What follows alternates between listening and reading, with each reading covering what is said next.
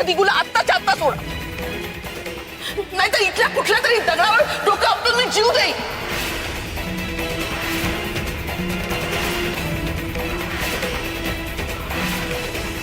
बघा हो, हे तुमचं तुम्ही ठरवा.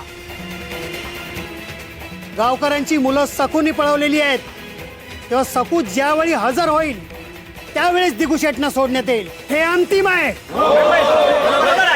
मी आले.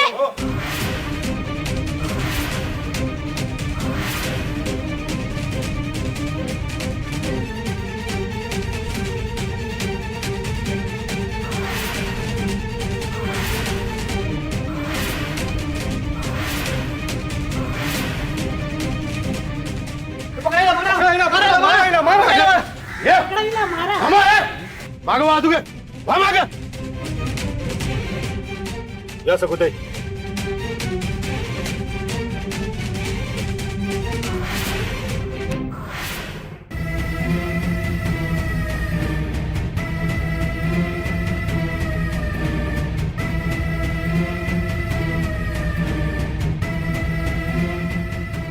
सकू, अगं तू इथे का आलीस?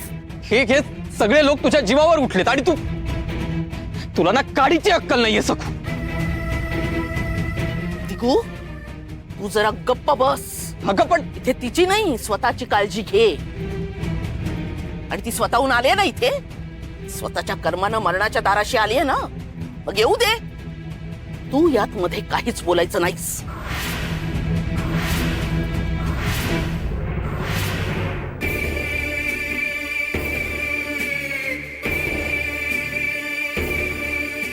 पाटील काका, भास्कर काका, मी स्वतःहून इथे आले आहे ना, मग मला हवी ती शिक्षा द्या, पण माझ्या आहूंना बांधून ठेवू नका हो. त्यांना आत्ताच्या आत्ता सोडा. नाही नाही सकू, हे बघ, तू न केलेल्या गुन्ह्याची शिक्षा मी तुला होऊ देणार नाही. हे बघ, तू काही केलेलं नाहीये सकू. अहो पाटील, मला शिक्षा होऊ नये म्हणून सकू असं बोलते. खरंच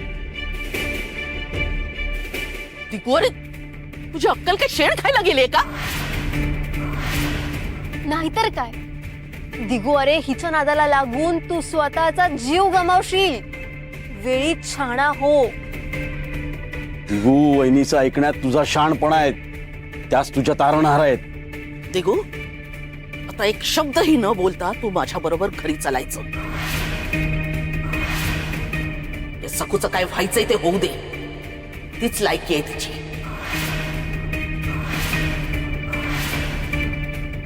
रमाई, अगं किती क्रूरपणे बोलतीयस तू. आता सोडा रे त्या दिगूला, कारण सकू आपल्याला शरण आली आहे ना, त्यामुळे दिगूला बांधायची गरज नाही. सोडा त्याला. आणि जोपर्यंत गावातली मुलं सापडत नाहीत तोपर्यंत आता सकूला सोडता कामा नये.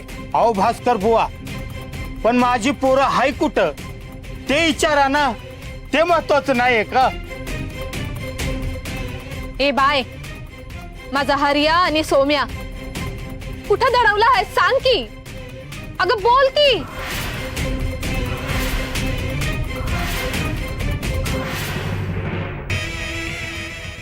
ती तर तुम्हाला बाप जन्मात भेटणार नाही.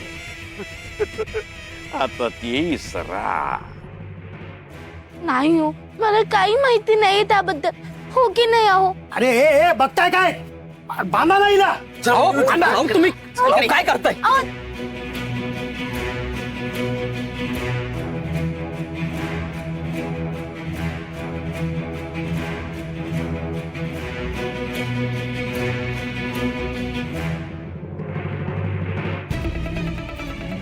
अरे दिगू, अरे वाचलास रे तू.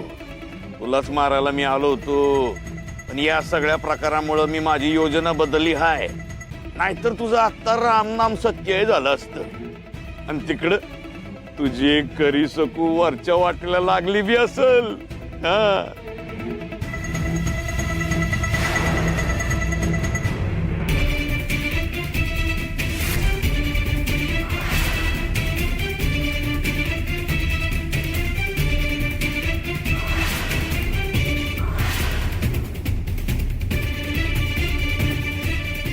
चुप रे, तू घाबरू नकोस हा.